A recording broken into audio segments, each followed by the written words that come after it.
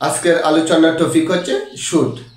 আর এই শুড হচ্ছে কি একটি মডেল অক্সিলারি ভার্ব, আর সেটি আমরা কোন কোন অর্থে ইউজ করব সেটি জেনে নেওয়া যাক। আর specially any admission test, job test, general অথবা স্পিকিং এর ক্ষেত্রে এই শুড আমাদের জানা আবশ্যক। তাহলে সরাসরি এক্সাম্পলের মাধ্যমে বুঝিয়ে দিচ্ছি। আমরা শুডটা ইউজ করব উচিত অর্থে, যেমন you should read this book, অর্থাৎ তোমার এই বইটি পড়া উচিত। এই যে এখানে শুড আমরা উচিত অর্থে ইউজ করেছি। আর যেহেতু এটা একটি মডেল অক্সিলারি ভার্ব, অর্থাৎ অক্সিলারি ভার্ব হিসেবে ইউজ করা হয়, সেই অক্সিলারি ভার্বটি দিয়ে আমরা নেগেটিভ, ইন্টারোগেটিভ আমরা করে নেব।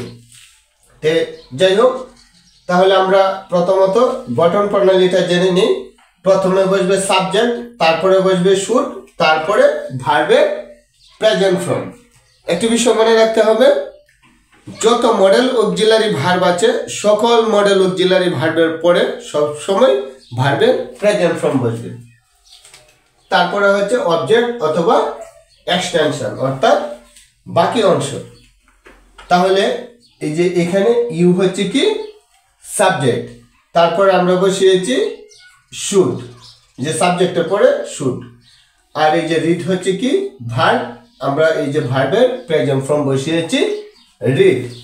তারপরে দিস বুক হচ্ছে কি অবজেক্ট অথবা extension.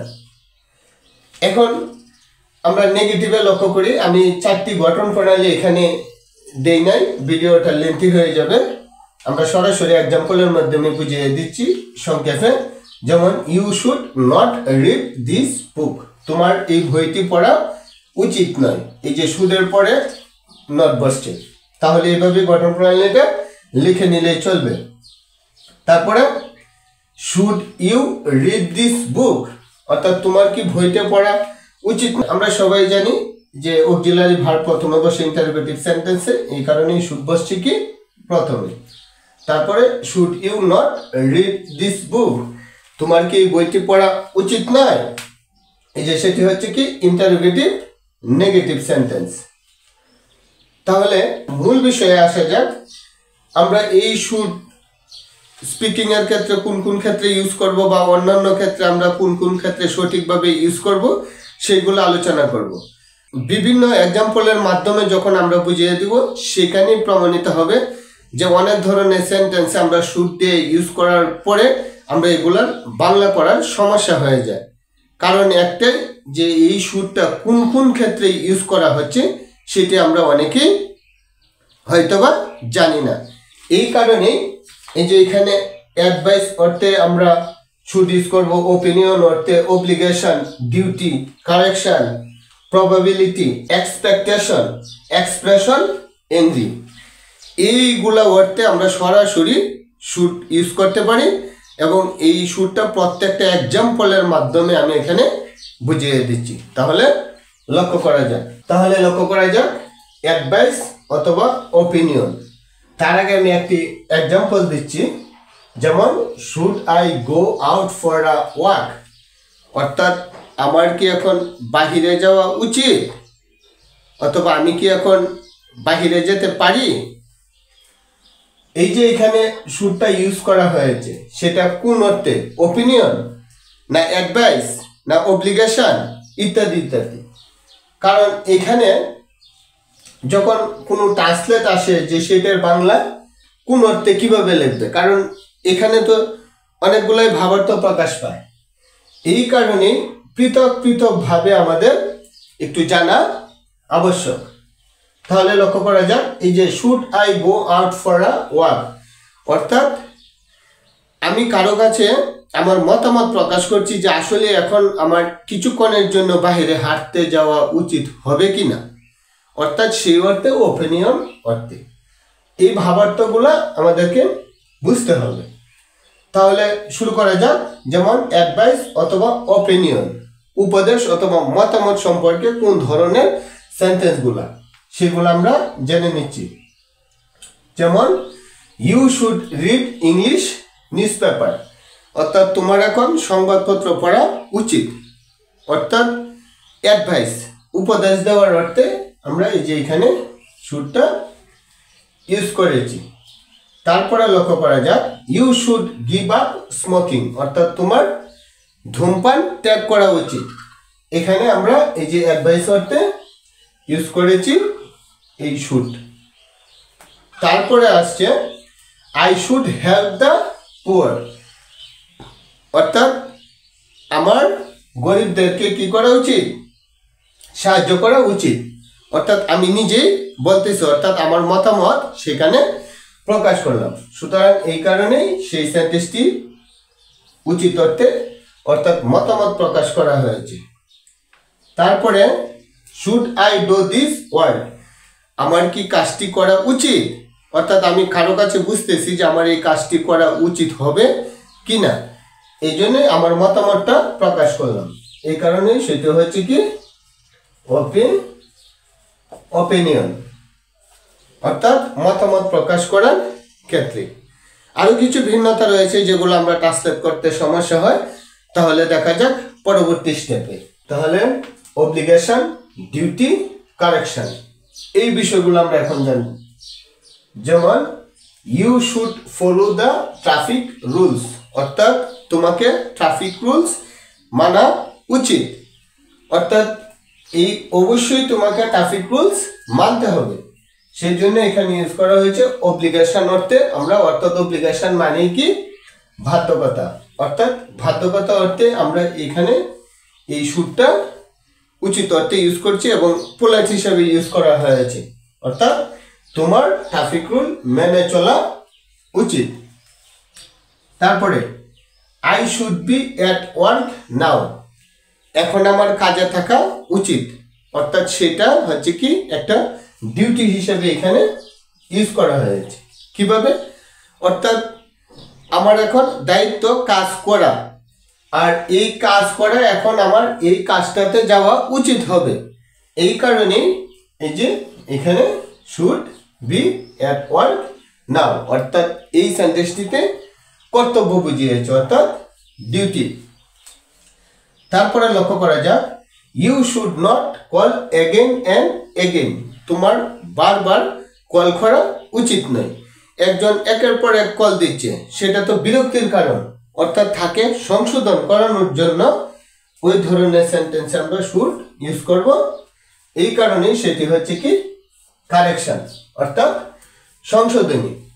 You should not call again and again.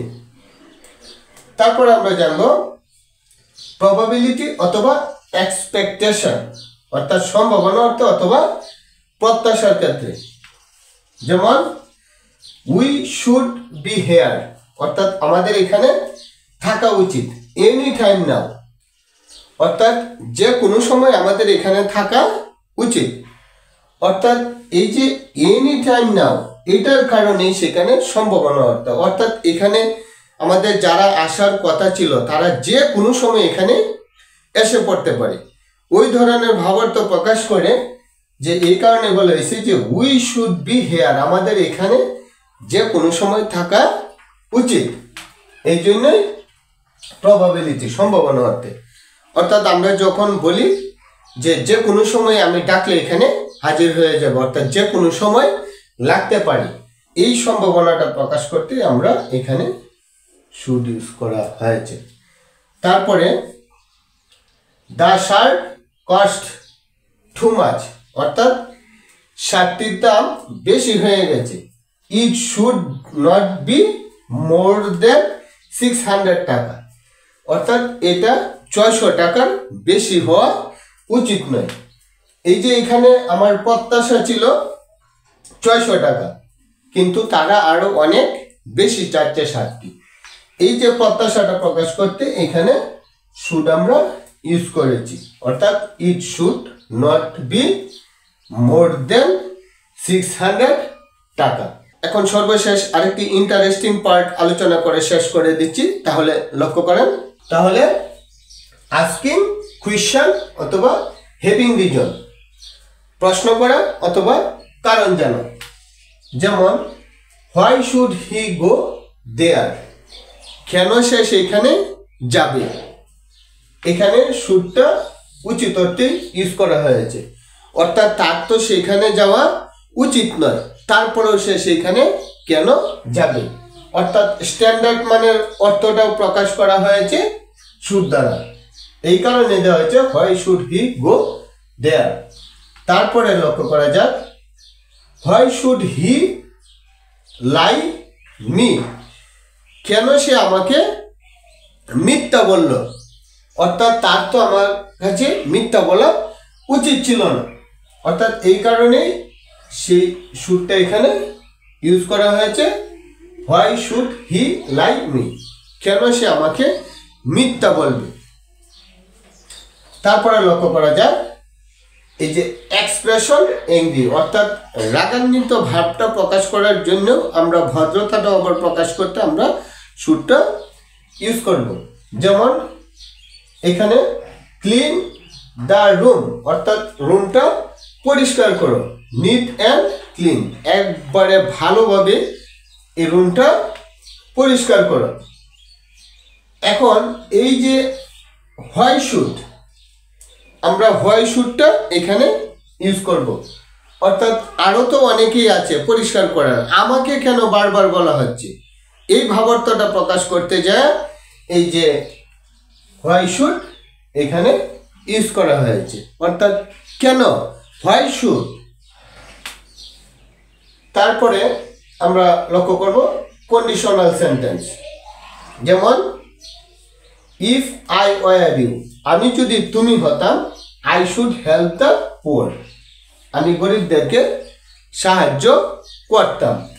এখানে আমরা উডও ইউজ করতে পারবো, যেহেতু আমি শুডের রুলস পড়েছি এই জন্য শুডটাই রাখছি। অর্থাৎ এই শুড পাস্ট টেন্সেও ইউজ করা হয়েছে, অর্থাৎ শ্যাল উইলের ফার্স্ট ফর্ম হচ্ছে কি শুড। যাই হোক, আমি ওই পর্যায়ে যাচ্ছি না, আমরা এখানে এই যে এই উচিত অর্থে, অর্থাৎ আমাকে গরিবদেরকে সাহায্য করা উচিত তুমি যদি আমি হইতাম, অর্থাৎ আমি হইলে আমিও গরিবদেরকে সাহায্য করতাম, এই ভাবার্থটা প্রকাশ করা হয়েছে এবং এই শুড ইউজ করে। তাহলে আমরা অনেক সময় ওই ধরনের সেন্টেন্স যদি থাকে ডায়লগের মধ্যে, তখন আমরা বাংলা পড়ার সমস্যার সম্মুখীন হই। এই কারণেই ওই রুলসগুলো যদি আমাদের জানা থাকে তাহলে অবশ্যই আমরা সেগুলার প্রপার বাংলা করে বুঝে পড়ে পড়তে পারবো। এই ছিল আজকের বিষয়বস্তু। আর যারা মডেল অক্সিলারি ভার্বের উপরে পূর্বের ভিডিওগুলো দেখা হয় নাই, প্লে লিস্টে সকল ভিডিও দেওয়া আছে, প্লে লিস্টের নাম হচ্ছে মডেল ভার্ব। সেই প্লে লিস্ট চেক করলেও প্রত্যেকটা ভিডিওই তোমরা পেয়ে যাবে। ধন্যবাদ সবাইকে, থ্যাংক ইউ সো মাচ।